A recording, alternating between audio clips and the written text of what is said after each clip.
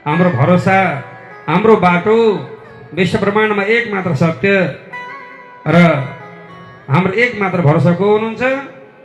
भगवान परमात्मा हुनुहुन्छ। यो संसारमा डुबेर, यहाँ थलिएर, यहाँ दलिएर, यहाँ किचिएर, यहाँ मिचिएर, यहाँ रागिएर, यहाँ तापिएर संसारमा रहेका र भएका जो जो छन् जीवात्माहरू, विशेष गरी मानवहरू, हे भगवान परमात्मा, जबसम्म हजुरको कृपा दृष्टि उनीहरूमाथि पर्दैन तबसम्म रागिरहन्छन्, तापिरहन्छन्, थलिरहन्छन्।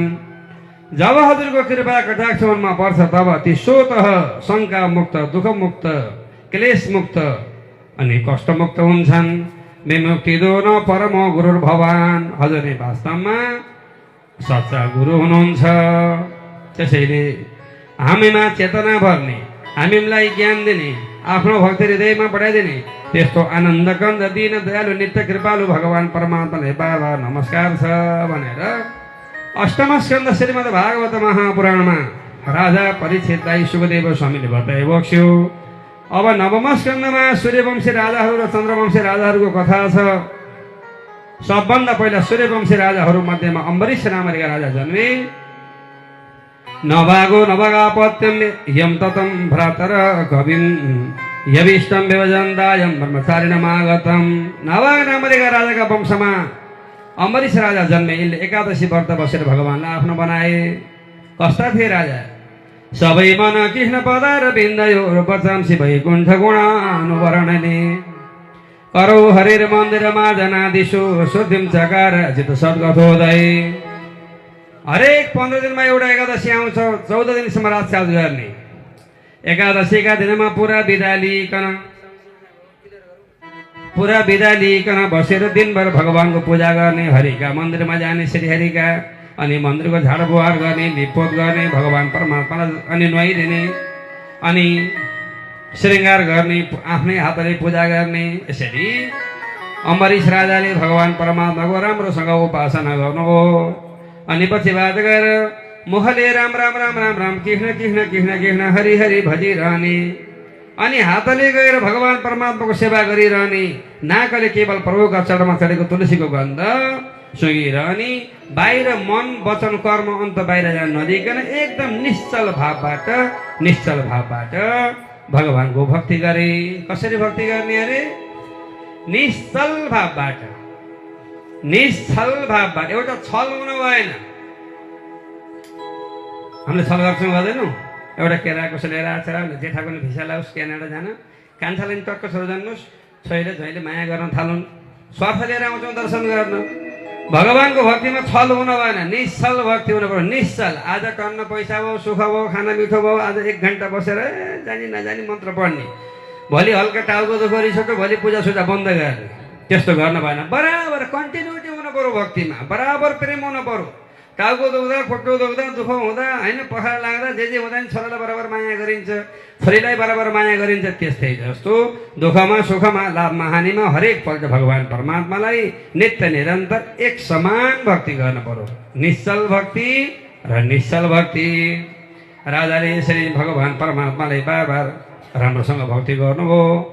पादो हरे क्षेत्र पदानुसार पढो शिरो ऋषिकेश पदावि वन्दने कामम न दास्य न तो काम काम्य यथोत्तम स्वर्ग जनाश्रयारती।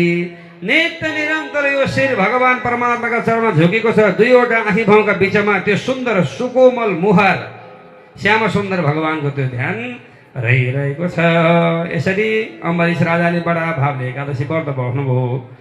ओम नमो नारायणाय, ओम नमो नारायणाय, ओम नमो नारायणाय, ओम नमो नारायणाय अष्टाक्षरी मन्त्र जप गरेर ठुलो साधना गर्नुभयो। त्यो वैष्णव साधनाबाट प्रसन्न भएर भगवान परमात्मा पनि आएर अम्बरीश राजाका दरबारमा बस्नुभयो। श्रीमान नासी श्रीमती आउनु परेन? नारायण भगवान आएर राजाका दरबारमा बसेपछि लक्ष्मी माता आउनु पर्यो कि परेन? अनि भगवान नारायण आएर दरबारमा बसेपछि स्वतः लक्ष्मी माता पनि आएर दरबारमा बस्नुभयो। लक्ष्मी त्यहाँ आएको हुनाले गर्दा अधिलक्ष्मी, धान्य लक्ष्मी, गजलक्ष्मी, विजय लक्ष्मी, ऐश्वर्य लक्ष्मी, सौभाग्य लक्ष्मी, सन्तान लक्ष्मी, राजा लक्ष्मी, गृह लक्ष्मी, भोग लक्ष्मी, सम्पूर्ण लक्ष्मीका रूपहरू आएर दरबारमा बसे। चञ्चला श्री धन सम्पत्ति ऐश्वर्य कृति लाभ प्रतिष्ठा सब बढ्यो राजाको। अनि पछि बाजा गएर एकादशीका दिनमा राज्यमा कसैका घरमा भात पाक्दैन, हरेक मन्दिरमा पूजा भएको छ, व्रत बसेका छन्, कीर्तन गरेका छन्। अनि सबैले राम राम भनेका छन्, हरि हरि भनेका छन्। अब स्वर्गमा बस्नेवाला राजा इन्द्रलाई बहुत चिन्ता लाग्न थाल्यो।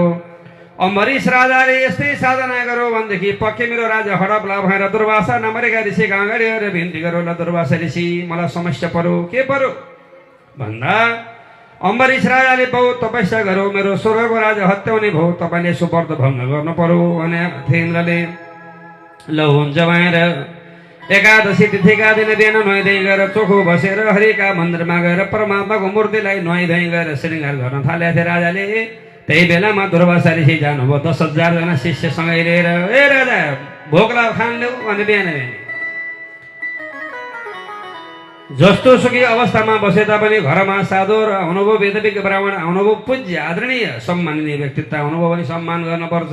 राजा बाहिर आउनुभयो, गुरु महाराज हजुर जस्तो महानुभाव ब्रह्मर्षि मेरा घर आउनु कति मेरो भाग्य। स्वयं भगवान सदाशिवका अवतार हजुरलाई मेरा घरमा स्वागत छ प्रभु। आज एकादशी व्रत हो, मैले अन्न खाँदा पनि खान्न, छुँदा पनि छुन्न, भोलि दिउँला है हजुरलाई भोजन, आज हजुर पनि उपवास बस्नुहोस् है गुरुदेव मसँग भन्नुभयो।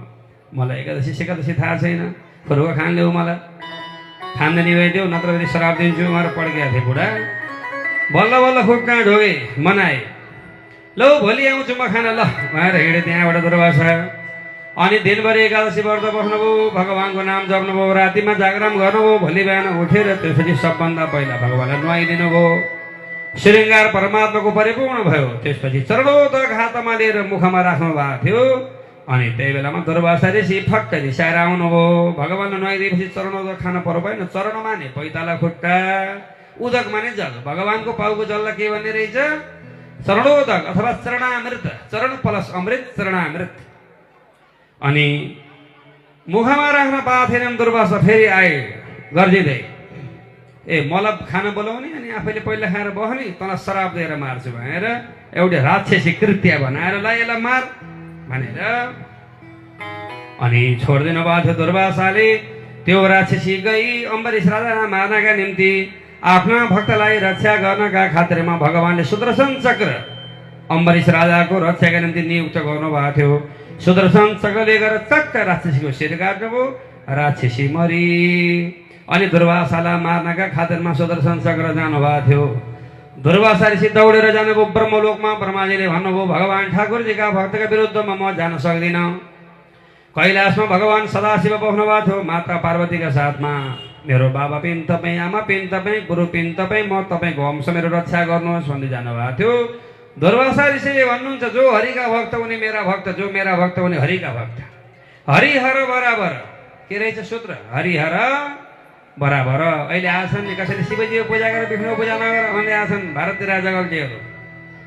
ए जगल्जेपछि नलाउनुहोस्, डुब्नुहुन्छ। अहिले तपाईँलाई यो मनमा आउला सम्झनु होला भनेर मैले यसरी बोलेको। जसले विष्णुको पूजा गरेर शिवको पूजा नगर भन्छन् तिनले नै हामीलाई डुबाउँछ। जसले शिव पूजा गरेर विष्णुको पूजा नगर भन्छन् तिनले पनि हामीलाई डुबाउँछन्। हरिहर बराबर। त्यो परब्रह्म, त्यो परम पुरुष, त्यो परमात्मा, विश्व ब्रह्माण्डको स्वामी, त्यो महानुभाव, आदि पुरुष, परम पुरुष, महापुरुष भनेर हामीले जसलाई मान्छौँ, त्यो सुपरियर पावर, त्यो महाशक्ति, त्यो भगवान एउटा स्वरूपबाट वासुकीनाग गलामा लगाएर चिता भस्मा लेपो गरल मसनम दिक्पट धरो जटाधारी कण्ठे भुजग पतिहारी पशुपति हुँदै कैलाशमा बस्यो।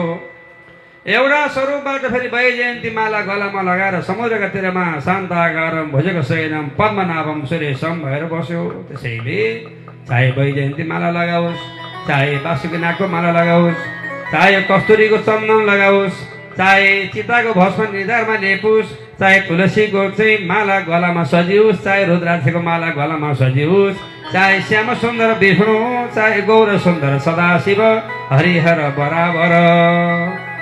शिवको गुरु विष्णु, विष्णुको गुरु शिव, शिवको आराध्य विष्णु, विष्णुको आराध्य सदाशिव। विष्णु समस्यामा पर्दा शिव कहाँ दगुर्ने, शिवलाई समस्या पर्दा विष्णु कहाँ दगुर्ने। यही आदि पुरुष र परम पुरुष हुन्, विभेद गर्न हुन्न। भगवान सदाशिवले यही कुरो यहाँ भन्नुभयो, जो हरिका भक्त तिनी मेरा भक्त, जो मेरा भक्त ती भगवान श्री हरिका भक्त। शिवजी खुसी भएमा विष्णुको भक्ति आउने, अनि विष्णु खुसी भएमा शिव भक्ति आउने। जसलाई शिव शिव शिव शिव भन्न आउँछ त्यसका उपरमा श्री विष्णुको कृपा छ। जसलाई विष्णु विष्णु विष्णु विष्णु भन्न आउँछ त्यसका उपरमा भगवान् सदा शिवको कृपा छ, त्यही भएर मैले तिमीलाई रक्षा गर्न सक्दिनँ जाऊ भन्नुभएको थियो। वैकुण्ठमा भगवान् नारायण वासुदेव परमात्मा श्री हरि महालक्ष्मीका साथमा बस्नु भएको थियो। प्रभु मलाई बचाउनुहोस् भनेर भन्दाखेरि भगवान्ले भन्नुहुन्छ अहम भक्त पराधीन हो, म त भक्तका अधीनमा छु। अहम भक्त पराधीन हो, हे स्वतन्त्र इव द्विज साधु फेरि ग्रस्त हृदय हो, भक्तले भक्त जनप्रिय। यो विश्व ब्रह्माण्ड मेरा अधीनमा छ, तर म मेरा भक्तका अधीनमा छु। मेरा भक्तका विरुद्धमा म जान सक्दिनँ। त्यही भएर ए धारागार पुत्राप्तान प्राणान् वित्तमिमं परम हित्वा मम शरणं याता कथं तां त्यक्तुमुत्सय। श्रीमती श्रीमान छोराछोरी घरबारको माया छोडेर रात दिन मेरो नाम भजेर मेरा चरणमा आउनेवाला मेरा प्यारा भक्तलाई मैले त्याग्न सक्दिनँ। मयि निबद्ध हृदया साधव समदर्शनः बसि कुर्वन्ति मां भक्त्या सत्स्त्रिय सत्पतिं यथा। हृदयमा केवल मलाई मात्र ध्यान गरेर जसले नित्य मेरो कीर्तन गरेर बस्नेवाला ती समदर्शी वैष्णव साधुहरू जो छन् मेरा भक्तहरू माम भक्त्या बसि कुर्वन्ति मलाई आफ्नो भक्तिले बसमा राख्दछन्, बसमा पार्दछन्।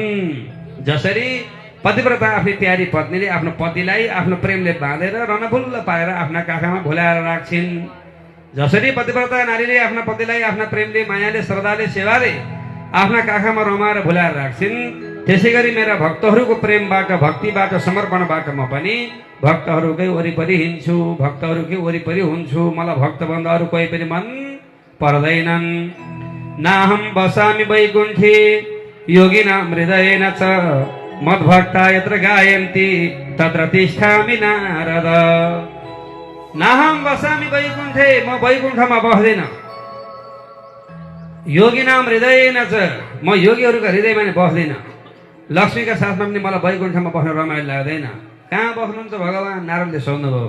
मद्भक्ता यत्र तिष्ठन्ति, मेरा भक्तहरू जहाँ रहन्छन् जहाँ बस्छन्, अथवा मद्भक्ता यत्र गायन्ति, जहाँ मेरा भक्तहरूले मेरो भजन गाउँछन् जहाँ बोलाउँछन् तत्र तिष्ठामि, त्यहाँ म बस्दछु। त्यही भएर जाऊ गएर उनी अम्बरीश राजाका चरणमा पर भनेर भनेपछि दुर्वासा ऋषि दौड्दा दौड्दामा 1 वर्ष बित्यो र अम्बरीश राजाका घोडामा ढोगेर ओहो विश्व ब्रह्माण्ड सारा श्रीहरिका अधीनमा श्रीहरि भगवान स्वयं परमात्मा आफ्ना भक्तका अधीनमा गल्ती भयो बाबु राजा क्षमा गर भनेर आएपछि अनि दुर्वासा नामरेका ऋषि आएर त्यसपछि अम्बरीश राजासँग माफी माग्नुभयो। अनि अम्बरीश राजाले सुदर्शन चक्रलाई बिन्ती गर्नुभयो, प्रभु ब्राह्मणको हत्या हुने भयो, साधुको हत्या हुने भयो।